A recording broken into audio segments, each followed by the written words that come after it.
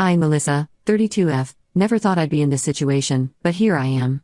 My husband, Trevor, 35M, and I have been married for 7 years, and we have 2 kids, Liam, 6M, and Zoe, 4F. Our life hasn't been easy, but we've always managed to make it work. Trevor and I met in college. I was studying nursing, and he was in engineering. We clicked instantly over our shared love of 90s sitcoms and terrible puns. After graduation, we both struggled to find jobs in our fields. I ended up working as a receptionist at a dental office, while Trevor took a job as a retail manager. We got married young, partly because we were in love and partly because my dad was diagnosed with cancer, and I wanted him to walk me down the aisle. It was a small ceremony in my parents' backyard, with fairy lights strung up in the trees and my mom's famous lasagna as the main course. Dad passed away 6 months later, but I'm forever grateful he was there on our special day. We had Liam pretty quickly after getting married. It wasn't planned, but we were overjoyed. Zoe followed 2 years later, completing our little family. Life was chaotic but good. We were scraping by financially, but we had each other and that felt like enough. Then, about 5 months ago, everything changed. A new manufacturing plant opened up in our town, and they were hiring for all positions.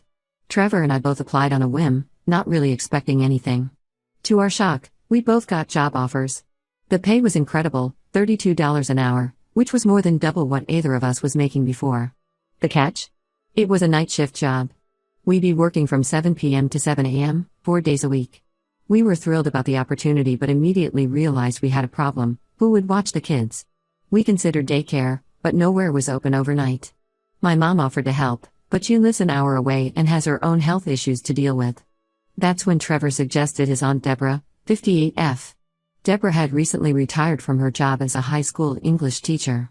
She'd never married or had kids of her own, but she'd always doted on Trevor when he was growing up. She lived about 20 minutes away from us and didn't have much going on. It seemed like the perfect solution. We invited Deborah over for dinner to discuss the possibility. I made my special chicken parmesan, and Trevor broke out a bottle of wine we'd been saving for a special occasion. Deborah seemed excited about the idea, saying it would give her something to do and a way to spend more time with her great-niece and nephew. We told her to name her price, wanting to be fair. She thought about it for a moment, then asked for $350 for 3 night weeks and $450 for 4 night weeks. It was steep, especially considering the kids would be asleep most of the time, but we were desperate and agreed. The first few weeks went smoothly. Deborah would arrive around 9 p.m., after we'd put the kids to bed, and leave before they woke up. She'd watch TV, read books, and sometimes bake cookies for the kids to have for breakfast. It seemed like a perfect arrangement. But as time went on, I started noticing issues. Every morning when we got home, the house was a mess. There'd be takeout containers everywhere, even though we'd left plenty of food in the fridge. The sink would be full of dirty dishes, and there'd be crumbs all over the couch. I tried to brush it off at first. After all, Deborah was doing us a huge favor, and it wasn't like the kids were awake to see the mess. But it started to wear on me. I was exhausted from working all night, and the last thing I wanted to do was clean up someone else's mess before I could go to sleep. Then, about a month into the arrangement, I found chocolate wrappers in Zoe's bed. We have a strict no food in bedrooms rule, mainly because Zoe is allergic to chocolate. It's not a severe allergy, but it gives her terrible stomach aches and rashes. When I confronted Deborah, she brushed it off, saying, "The poor dear was hungry, and a little chocolate won't hurt." I was furious but tried to keep my cool. I explained again about Zoe's allergy and asked Deborah to please respect our rules. She nodded and apologized, but I could tell she wasn't taking it seriously. Then there was the issue with our cat, Whiskers. We've had Whiskers since before the kids were born. He's practically our first child. Deborah was supposed to clean his litter box each night, but she never did. We'd come home to find Whiskers had made messes around the house because his litter box was overflowing. When I mentioned it, Deborah said, "Oh, I thought cats were self-cleaning animals." I couldn't tell if she was joking or serious. The problems kept piling up. One morning, I found a stack of worksheets on the dining room table. Deborah had been homeschooling the kids without our permission, teaching Liam long division, he's in 1st grade, and trying to get Zoe to write cursive. When I asked her about it, she said she was supplementing their education. I tried to explain that we were happy with the kids' school and didn't want them doing extra work at night when they should be sleeping, but Deborah just tutted and muttered something about kids these days. The final straw came last week. We have a small vegetable garden that I'm really proud of. It's not much, just a few tomato plants, some peppers and herbs, but it's something I started after my dad died, as a way to feel close to him. He always had an amazing garden. I was planning to harvest the tomatoes that weekend for Liam's birthday party. I was going to make my dad's famous bruschetta recipe. But when I got home on Friday morning, I found that Deborah had picked all the tomatoes and made a huge batch of sauce, which she'd left sitting out on the counter all night. I lost it. I woke up Trevor, who can sleep through anything, and told him we needed to fire his aunt. He was groggy and confused at first, but as I listed off all the issues we'd been having, he started to understand. He agreed but was hesitant because she's family. We decided to talk to her together when she arrived that night. When we confronted Deborah, she burst into tears. She said she'd been struggling financially since retirement and this job was her only income. She admitted she'd been taking food home because she couldn't afford groceries. She said she'd been trying to help with the kids' education because she missed teaching. She apologized for the messes but said she got lonely at night and would snack to stay awake. I felt terrible. I had no idea she was struggling so much. But at the same time, I couldn't help but feel frustrated. Why hadn't she talked to us about this? We could have helped her find resources or even lent her money if she needed it. We offered to help her find another job, something during the day that would better suit her skills and energy levels. We gave her 2 weeks' notice, saying we'd pay her through the end of the month. Trevor suggested we could still have her watch the kids occasionally on weekends for extra cash. Deborah left that night in tears. I felt like a monster, but I also felt relieved. Maybe now we could find someone who would actually follow our rules and keep the house in order. But our relief was short-lived. The next day, Trevor's family started calling. His mom called me a heartless witch for firing her sister-in-law. Trevor's brother sent us a long email about how we've ruined Christmas. It's July, by the way. Even Trevor's grandma, who I've always gotten along with, left a disapproving message on our answering machine. Some of our friends think we overreacted too. They say we should have been more understanding of Deborah's situation. But I don't think they realize how stressful it's been, coming home every morning to a new disaster, worrying about what the kids might be eating or learning without our knowledge. Trevor is torn. He feels guilty about his aunt but also understands my frustration. I'm starting to question if I was too harsh. Should we have given her another chance? Were we the assholes here? I don't know what to do. Our new jobs were supposed to make our lives easier, but now everything feels more complicated than ever. How do we balance our family's needs with our obligations to extended family? How do we find reliable childcare without breaking the bank or hurting people's feelings? I'm at a loss, and I could really use some outside perspective. Update 1, it's been about 3 weeks since my last post, and a lot has happened. First, I want to thank everyone for their supportive comments. Reading them helped me feel less crazy about the whole situation. The day after I posted, Trevor and I sat down for a long talk. We realized we needed to present a united front to his family. Trevor admitted he'd been avoiding conflict, which is why he seemed hesitant about firing Deborah. It's a pattern with him, he hates confrontation. It stems from his childhood, where his parents would have huge blowout arguments and then give each other the silent treatment for days. He promised to be more proactive in dealing with family issues in the future. We decided to reach out to Deborah one last time. We invited her over for dinner, on a weekend we were both off, to clear the air. What happened next was unexpected. Deborah showed up with Trevor's parents, Linda, 62F, and George, 65M. Apparently, she told them we wanted a family meeting. We were caught off guard but decided to go ahead with the conversation. I'd spent all day preparing for this dinner. I made lasagna, a family favorite, garlic bread, and a big salad. I even baked an apple pie for dessert. It was my grandmother's recipe, and I always make it when I'm feeling stressed. The house smelled amazing, but the atmosphere was tense. At first, it was awkward. Linda kept making passive-aggressive comments about family loyalty. She brought up how Deborah had always been there for Trevor, like the time she drove 4 hours to pick him up from a music festival when he was 17 because he'd gotten food poisoning. George mostly stayed quiet, but he'd grunt disapprovingly whenever I spoke. Deborah looked uncomfortable, picking at her food and avoiding eye contact. Trevor tried to keep the conversation light, talking about Liam's recent t-ball game and Zoe's new obsession with dinosaurs. But there was an undercurrent of tension that couldn't be ignored. Then, about halfway through dinner, Zoe came downstairs complaining of a stomachache. Remember how I mentioned she's allergic to chocolate? Well, Linda had brought a chocolate cake, insisting it was Zoe's favorite. We hadn't let Zoe have any, but it turned out Linda had snuck her a piece when we weren't looking. Thankfully, it wasn't a severe reaction, but we did have to use Zoe's EpiPen and call the doctor. The whole time, Linda was apologizing profusely, saying she thought we were exaggerating about the allergy. Deborah, meanwhile, looked guilty and admitted she'd been giving Zoe chocolate too, because she didn't want the poor child to miss out. This incident was a wake-up call for everyone. George, who had been quiet until then, finally spoke up. He scolded both Linda and Deborah for disregarding our parenting decisions and putting Zoe at risk. He then turned to us and apologized for doubting our decision to fire Deborah. The mood in the room shifted. Linda burst into tears, saying she just wanted everyone to get along. Deborah looked ashamed, finally seeming to understand the gravity of her actions. Trevor was visibly shaken, holding Zoe and looking more scared than I'd seen him in years. After things calmed down and we'd put both kids to bed, we all sat down in the living room for a more honest conversation. Deborah admitted that she had been struggling more than she let on, not just financially but also with the responsibility of overnight childcare. She confessed that she often fell asleep on the job, which explained a lot of the messes and neglect.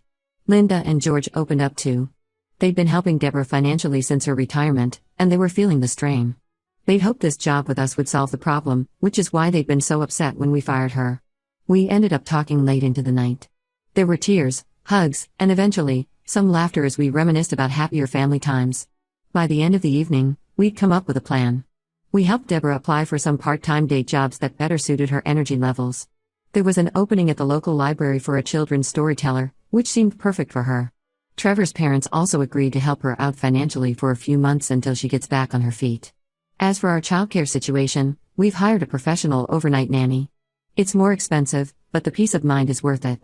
Plus, our new nanny, Maria, 41F, is amazing with the kids and keeps the house tidy. She's a former preschool teacher who decided to switch to night shifts so she could pursue her passion for painting during the day. The kids adore her, and she's teaching them Spanish, which is an unexpected bonus. Things are still a bit awkward with the extended family, but it's getting better. Trevor's brother apologized for the angry email once he heard the full story.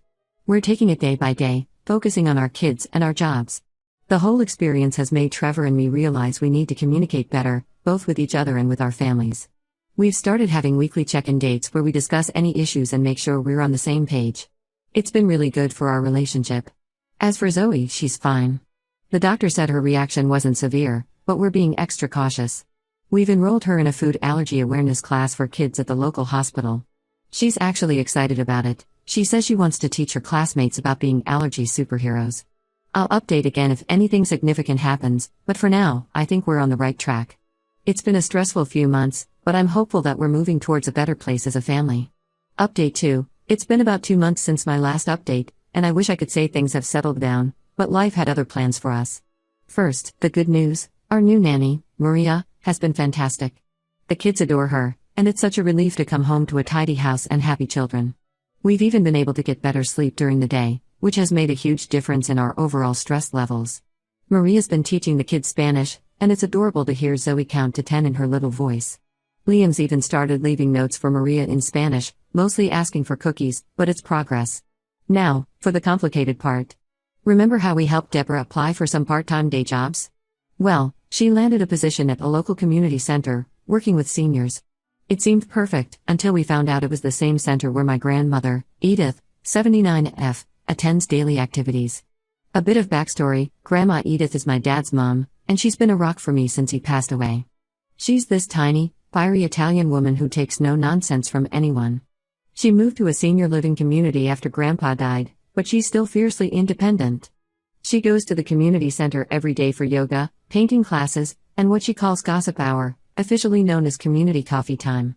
At first, we thought this might be a good thing. Deborah could keep an eye on Grandma Edith, and maybe it would help smooth over the family tensions. Grandma Edith was excited about it too. She said it would be nice to have some young blood around the center. Deborah is 58, but to Grandma Edith, anyone under 70 is a spring chicken. For the first couple of weeks, everything seemed fine. Grandma Edith would call me after her yoga class, raving about how nice Deborah was and how she was whipping those old folks into shape. Deborah seemed to be settling into her new role well, and the tension in the family was starting to ease. But then, about 3 weeks ago, Grandma Edith called me in tears. She said Deborah had been spreading rumors about us to the other seniors. Apparently, Deborah had been painting us as neglectful parents who cared more about money than family. She'd even implied that we'd fired her out of spite, leaving her destitute. I was furious. Trevor was even more so. We decided to confront Deborah directly. We met her for coffee at a neutral location, the little cafe where Trevor and I had our first date. It felt weird to be having this conversation in a place that held such happy memories for us. To her credit, Deborah didn't deny it when we confronted her. Her justification? She felt humiliated by being fired and wanted to save face with her new co-workers. She said she didn't think it would get back to us, and she was sorry for the hurt she'd caused. She apologized, but the damage was done. We reported the incident to the community center's management. They were understanding but said they couldn't fire Deborah over personal issues. However, they did agree to assign her to a different department, away from the seniors' activities. She's now working in the administrative office, which seems like a better fit for her skills anyway. This whole situation reopened the rift with Trevor's family. His parents, who had been slowly coming around, are back to giving us the cold shoulder. They insist we're being too harsh on Deborah and that we should let bygones be bygones. Trevor's mom, Linda, even suggested that Grandma Edith must have misunderstood or exaggerated what she heard. That didn't go over well with any of us. The silver lining in all this? It's brought Trevor and me closer together. We've had to lean on each other more than ever, and it's reinforced that we're a team. Our weekly check-in dates have become a lifeline. Last week, we even managed to sneak away for a day trip to the beach while Maria watched the kids. It was just a few hours, but it felt like a proper vacation. We've also become closer to my side of the family. My mom has been incredibly supportive, even offering to watch the kids some weekends so Trevor and I can have some much-needed relaxation time. She's been teaching Liam how to make homemade pasta, carrying on my dad's tradition. It's bittersweet to watch, but it makes me happy to see that connection. As for Grandma Edith, she's become our unexpected champion. She's been setting the record straight with anyone who will listen at the community center. She even jokingly offered to give that Deborah a piece of my mind with my cane. We declined, but the mental image was pretty amusing. Grandma Edith has always been feisty, but seeing her go to bat for us like this has been really touching. We're still navigating this messy situation, but we're doing it together. Trevor and I have started seeing a family counselor to help us develop better strategies for dealing with family conflict. It's early days, but I think it's helping. The kids, thankfully, seem largely unaware of the drama. Liam is excited about starting soccer in the fall, and Zoe has declared that she wants to be a dinosaur doctor when she grows up. Their resilience and joy in the face of all this stress is a constant reminder of what's really important. I'll update again if there are any major developments. For now, we're taking it one day at a time and trying to focus on the positives. Thanks again to everyone who's offered support and advice. It means more than you know. Update 3. It's been about 6 weeks since my last update, and I'm happy to report that things have finally started to settle down. The biggest news is that Deborah has moved. She got a job offer in a city about 3 hours away and decided to take it. It's an administrative position at a private school, which seems perfect for her background in education. I'd like to say I'm sad to see her go, but honestly, it's a relief. The distance has already started to ease some of the family tensions. Before she left, Deborah surprised us by coming over to apologize. It was a bit awkward, but it seemed sincere. She brought a peace offering, a handmade quilt for each of the kids. Apparently, quilting has become her new hobby. The gesture was nice, even if Zoe's quilt did have a suspicious number of chocolate-colored patches. During our conversation, Deborah admitted that she had been dealing with some undiagnosed depression, which contributed to her behavior both while working for us and afterward. She's started seeing a therapist in her new city and seems committed to making positive changes. It doesn't erase what happened, but it does help explain some things. Trevor's parents have slowly started to come around. I think Deborah's move forced them to reevaluate the situation. Linda called last week to invite us over for Sunday dinner, the first time since this whole mess started. It wasn't perfect, but it was a start. George even pulled Trevor aside to apologize for how they'd handled things. Baby steps, but in the right direction. Our jobs are going well. The night shift is still tough, but we've gotten into a good routine. Maria continues to be a godsend with the kids. Liam started calling her night mom, which is both sweet and a little heartbreaking. We've been trying to adjust our sleep schedules on our days off so we can spend more quality time with the kids when they're awake. The community center drama has died down, thanks in large part to Grandma Edith's efforts. She's become something of a local celebrity there, known for her no-nonsense attitude and fierce defense of her family. She says she hasn't had this much excitement since her bowling league days. Last week, she organized a family history workshop at the center, and she made sure to include plenty of stories about our side of the family. It was her way of subtly correcting any lingering misconceptions from Deborah's gossip. Trevor and I are doing better than ever. All this chaos has really reinforced our partnership. We've started planning a vacation for next summer, our first real family trip since the kids were born. We're thinking of renting a cabin by a lake, somewhere we can unplug and just enjoy being together. It feels good to be looking forward to something positive. There are still occasional hiccups. Last week, Trevor's brother made a snide comment about us driving away Deborah. But instead of getting upset, Trevor calmly explained our side of things. It was a proud moment for me, seeing how much he's grown in standing up to his family. As for the kids, they're thriving. Liam just lost his first tooth and was over the moon about the tooth fairy's visit. Zoe has her first dance recital coming up, and she's been practicing her routine for anyone who'll watch, including a very patient Whiskers. Overall, I feel like we've come out the other side of this stronger as a couple and as a family. It wasn't easy, and there were definitely times when I questioned everything. But standing our ground and prioritizing our kids' well-being was the right choice. Thank you to everyone who's followed this saga and offered support. Your advice and kind words have been a lifeline during some really tough moments. Here's hoping that any future updates will be about more mundane things, like whether it's too soon to let Liam get a skateboard, Trevor says yes, I say no, or if we should finally cave and get Zoe that pet gecko she's been begging for.